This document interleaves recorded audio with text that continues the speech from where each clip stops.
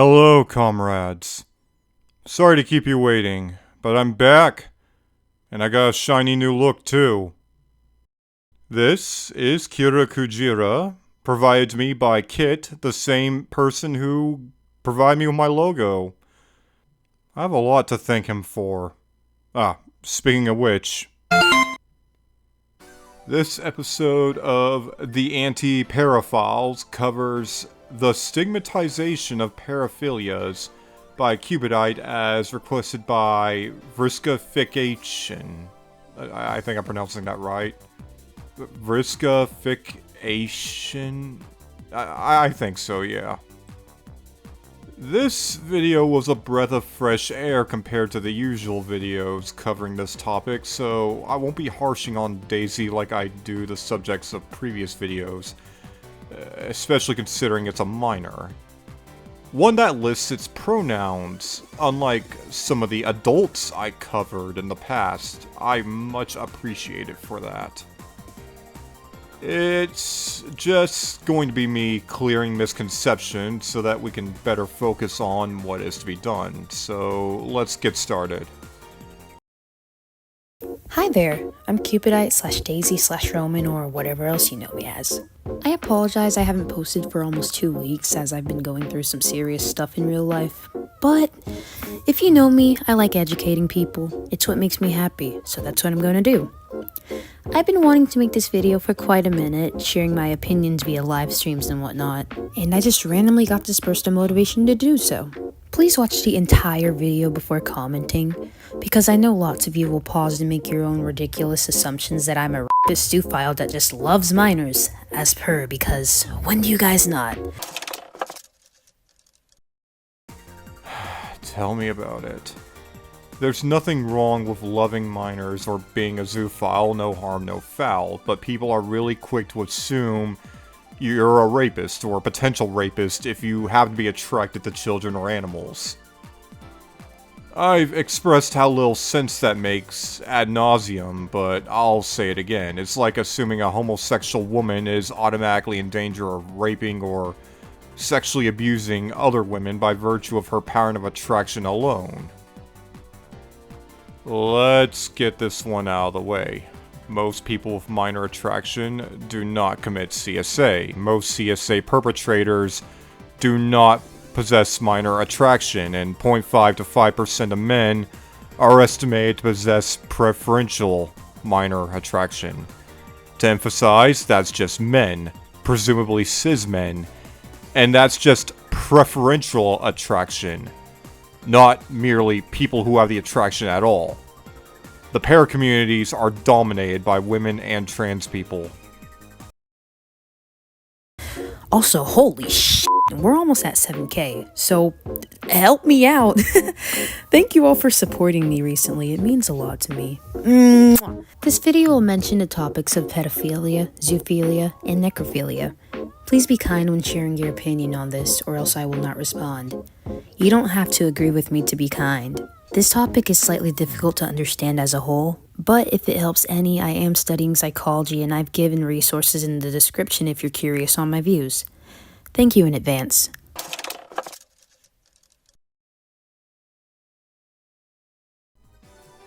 Indeed, it links to 3 sources in its video, and I'll be covering each of them later on after I cover its own points. I got stuff to say about them.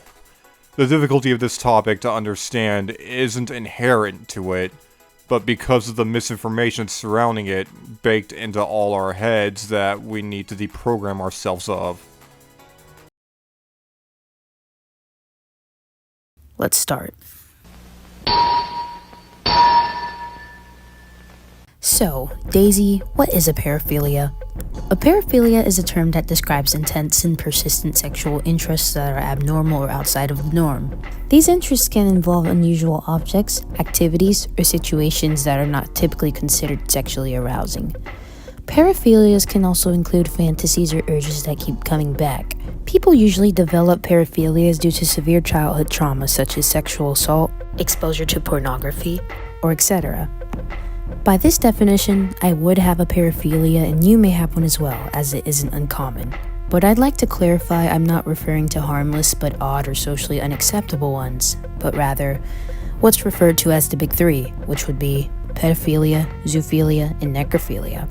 So right off the bat after the definition, I'm going to state the main lesson of this video early, which would be, not all paraphiles are criminals.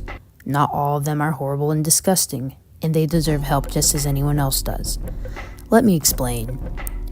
I've said this before, but I need to say again, not everybody with the paraphilia is offending. I support and advocate for people with these harmful and illegal tendencies to get help. It is a psychological thing. I'll never feel ill towards them unless they've acted on their crimes or they want to. And if I'm speaking from my own personal opinion, frankly, I want those who act on them gone.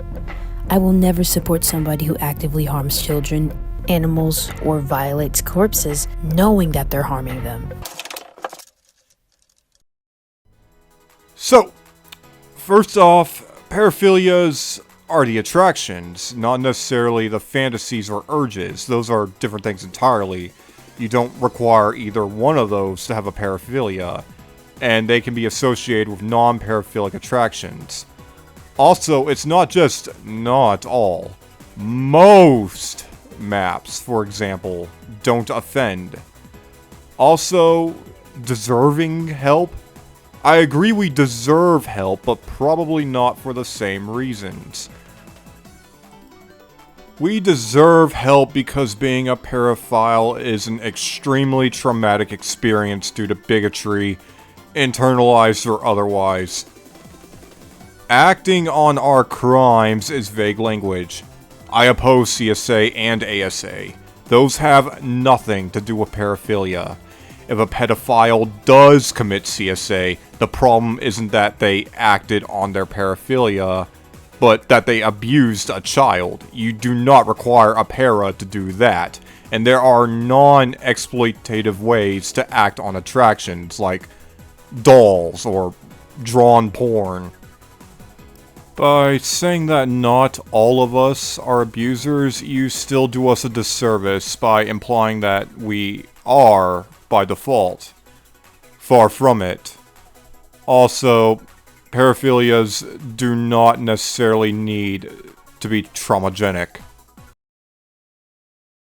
But I thought I'd mention this because this may come out as a shocker. Not all people who do harm these groups have paraphilias. For example, not all sex offenders or people who got arrested are pedophiles. Of course, I am not defending them because, as I said, I despise them, and I don't despise a lot of people, so you know that means a lot. But the point is, as I said, being a pedophile is a paraphilia. It is a mental illness. You can't just develop it out of nowhere. Of course, regardless, it isn't okay. However, some sex offenders commit crimes against children or animals or corpses because of their emotional vulnerability and for their own sexual gain. Not because they are actually attracted to the child or the animal and whatnot, like a pedophile or a zoophile is. Which is still extremely disgusting, by the way. So, of course, you may be asking, Cupidite, you're not defending pedophiles and zoophiles, are you? Absolutely not. I'm simply making the distinction that you shouldn't stigmatize all paraphilias because those people decided to act.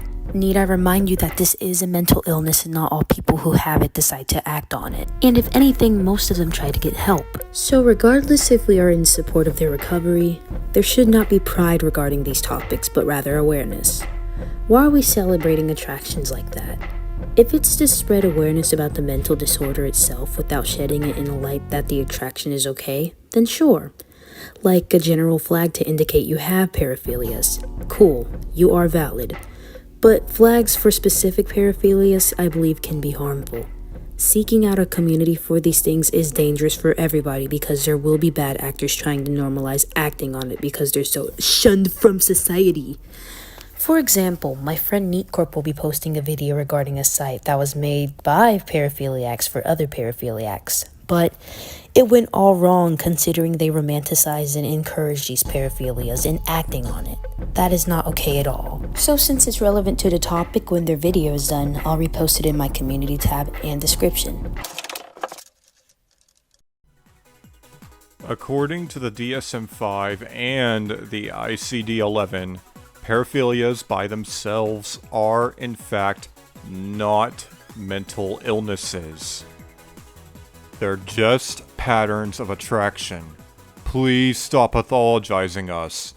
Not that bigotry towards those with mental illnesses is acceptable either. Anyway, speaking of improper pathologization, the DSM-5 says that a paraphilic disorder is when one's para causes distress. You know, like when we suffer bigotry. My problems with this diagnosis and with the get help rhetoric are covered in this video. As for pride, that's covered in that video. I'm proud because possessing my paras helped enable me to view this subject with much greater insight than I probably would otherwise. Also, most of us getting help, where did that statistic come from? There are hundreds of millions of us. Most of us do not, in fact, get help for this. The pattern of attraction doesn't require help save for recovery from bigotry-induced trauma. Now, it has yet to link to the video it mentioned, so I'm not sure which website it is talking about, but the bad actors argument is a very tired one. As I said, there are hundreds of millions of us, and if you use the occasional statistically rare offender among us as evidence that we shouldn't have support groups, I can turn around and say that anti-communities shouldn't exist because of the massive amounts of harassment, sexual or otherwise, that come from members of those groups. It's the trans mass shooter argument. Anyhow, I, Mayor Daisabel of the United States of America, propose the idea that we give mental support and help to those dealing with these thoughts and tendencies, because at least that'll be setting the gears of a positive effect in mentally ill individuals. There is currently no direct cure for paraphilias, even the non-harmful ones, but you can manage it, and you can manage it greatly. Individuals with paraphilias can receive help through various forms of therapy and medication. Cognitive behavioral therapy, aka CBT, can help them recognize and manage their urges, while group therapy provides support and guidance for people who have experienced similar struggles. Medications can also be used in combination with therapy to reduce urges. If you are dealing with any of these thoughts, then please consult a mental health professional as soon as you can. It's not too late. Even if you can't reach these agencies or resources, then you can still look into it and do research about your disorder so you can manage it to the best of your ability. And do remember, just because you can't control these thoughts, it does not give you a free pass to harm anyone or anything because of it. And for those who can't relate, use words that help, not hurt. I'm not saying you have to interact with these people, because obviously you're concerned and you don't want to be in harm's way. But if someone expresses their negative feelings and makes it clear that they aren't an offender and aren't going to offend, do not attack them. You don't know how it feels to live with this, knowing it's not okay. Please at least try to be cognitively empathetic.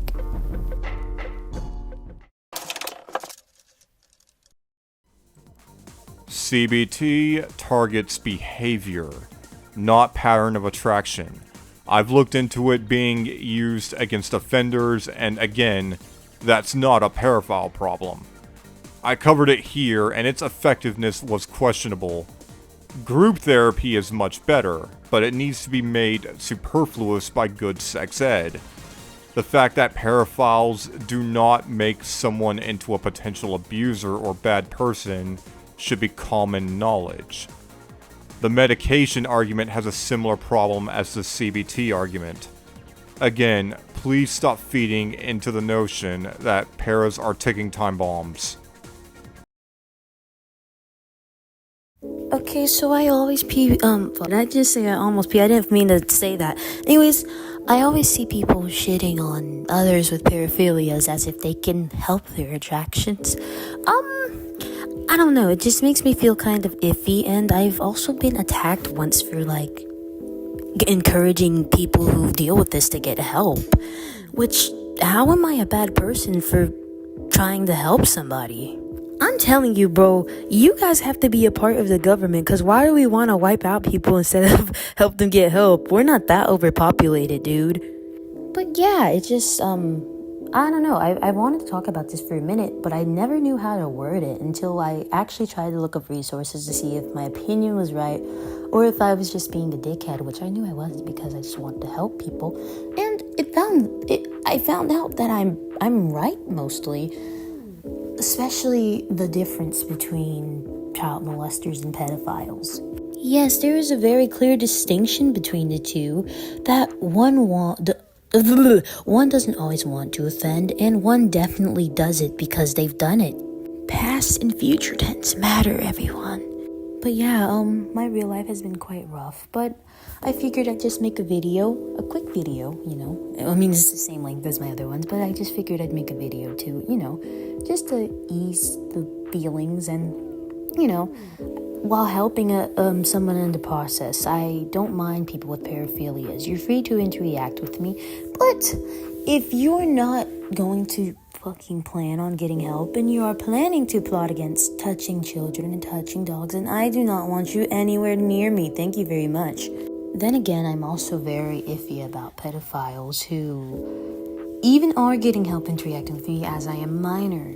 I am a minor, and most of my audience is minors, so I'm not gonna say you cannot subscribe to me, and I am absolutely not saying you cannot communicate with me either, given that I am turning 16, but I'm still a minor, and I don't want to put myself in harm's way. Just be cautious of that. Anyhow, I'm not stupid, so if I see you trying to flirt with me in any way, being like a 25-year-old, I will block you. Thank you. Yeah, I just had to make that important, because I don't mind if you have paraphilias, but if I see you trying to offend in anywhere, I will block you and I will report you, because we don't need others getting hurt. Anyways, I'm stretching this out too much. I really did hope you enjoy, and I hope you can share your opinion while being kind. Yeah, unless it's the people who are just horrible, like genuinely horrible and genuinely hurt others. I understand that. Anyways, I'm not gonna stretch it anymore. I love you guys. Follow me on Instagram, follow me on Twitter, join my Discord server if the invites are unpaused. But yeah, that's it. And also, thank you for almost 7K. We're almost there. I cannot believe it. I love you guys so much. Bye. Planning to get help and planning to offend aren't the only two options. Also, hate to tell you this, but with how prevalent the big three pairs are, you do indeed interact with them all the time and don't know it. Hell, they may not know it themselves. I respect your boundaries, but your logic's faulty. Is a homosexual man not allowed to interact with other men? If it's because he's in danger of raping or assaulting him, that's not a homosexual problem. That's a rapist problem. That's a behavioral problem. The same logic applies to paras, as demonstrated by the statistics I've shown. Indeed, someone flirting with you against your wishes is also a behavioral problem. I appreciate that you want to differentiate pedophiles and child molesters, but people also need to know what pedophilia is as an attraction. It's just that, an attraction. Nothing more, nothing less. Now, out of its three sources, the first is a document from the California Coalition Against Sexual Assault. It opens by saying, unsourced, that although virtually all pedophiles are child molesters, not all child molesters are pedophiles. Against evidence. What confuses me is Daisy knows and has stated not all pedophiles are child molesters. So it's using a source that goes against its own words. I'm not sure what definition of pedophile this paper tries to use. It cites the DSM-4, so that's a bit of a red flag. It seems to be profiling those who possess the pattern of attraction and committed a CSA offense, versus offenders who do not possess the attraction. This dodges the issue for reasons I've already covered. The next source is a blog post from goodtherapy.org. It opens with the same not all language. Most of us do not offend, not merely some of us. However, it then refreshingly says, pedophilia is considered by some to be one of the most difficult social problems to understand. The 5th edition of the DSM classifies pedophilia as a paraphilia, distinguishing it from pedophilic disorder. It is diagnosable as a mental health condition when it causes distress to the affected individual or to someone who is unwilling or unable to consent. Thus, according to this classification, having an attraction to children and not acting on it does not indicate a mental condition.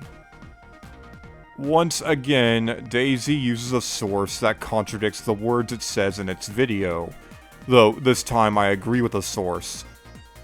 Sorta. Again, I have my own issues with the DSM-5 pathologizing minority stress. A homosexual being stressed about their pattern of attraction or having rapist tendencies doesn't make them someone who suffers a so-called homosexual disorder. Thus, this source continues to talk about offenders and pedophilic urges and whatnot. It then says that most CSA is committed by people with pedophilia. Again, unsourced and against evidence. Even if that were true, again, that'd be like saying most cases of male-on-male rape were committed by homosexual men. Whether that's true or not, a pattern of attraction may influence a rapist's choice of target, but the problem is still that they're a rapist. The paper places those who molest children into 4 categories.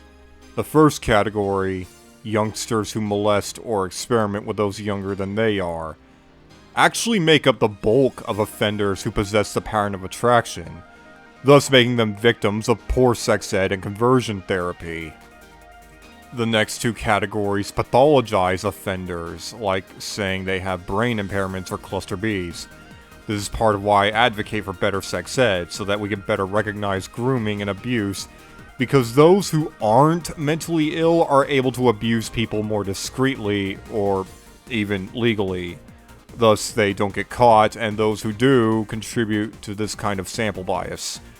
We live in rape culture. Rapists are protected. The final category simply describes adults with pedophilic attraction. It then goes over some forms of behavioral therapy or conversion therapy, like aversion therapy. It also makes a good point as to why many paraphiles don't seek help, even if it's to deal with trauma. Therapists may out them to relatives or get them arrested. Of course, the paper frames the help as what stops them from offending, which again, assumes they're potential offenders by default. I mean, they're half right. Many of us do seek help to keep us from harming children. Those children being ourselves. The paper ends by bringing up the notion that paraphilias are, in fact, sexual orientations, and thus non-exploitative porn is good for us. I mean, we're already capable of imagining the stuff in our head, so... The final source is a PDF analyzing offender behavior. It cites the DSM-3R, which calls pedophilia a disorder. So, it's out of date. Although, props to the DSM for decoupling pedophile from child molester long before many people today have. The PDF itself then defines pedophiles as people who prefer to have sex with children. No. Bad wording. The attraction isn't always preferential, and even when it is, that doesn't mean that they have sex with children at all. It later on words it less problematically, but still not perfectly.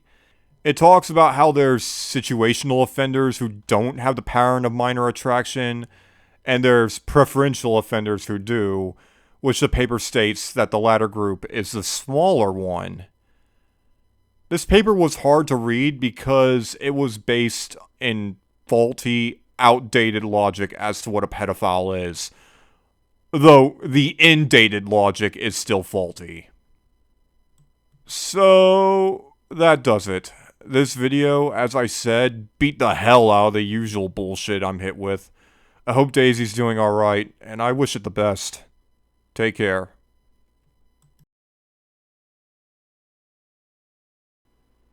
There's still time left in the video, isn't there?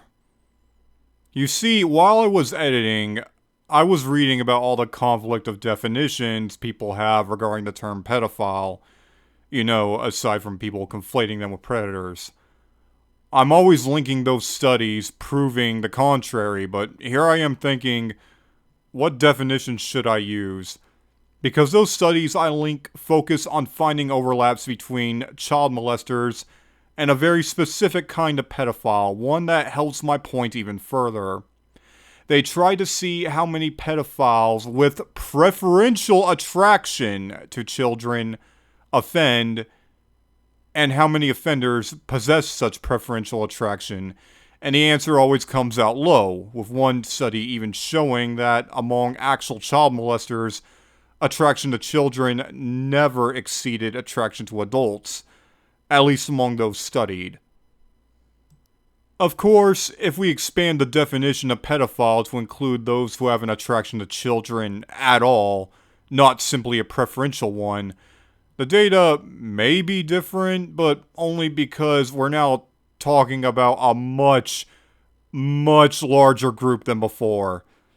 Expand that to those who experience any form of minor attraction at all? Well, then you could make the case that most child molesters are MAPS simply by virtue of most people being MAPS. After all, 17-year-olds look like 18-year-olds. This supports a point I make many times. Even if, against evidence, it were true that all child molesters are pedophiles, that still doesn't mean that pedophiles are ticking time bombs by default, because that's only a small amount of them. If, again, against evidence, 100% of male-on-male rapists were homosexual, that wouldn't make homosexual males ticking time bombs either.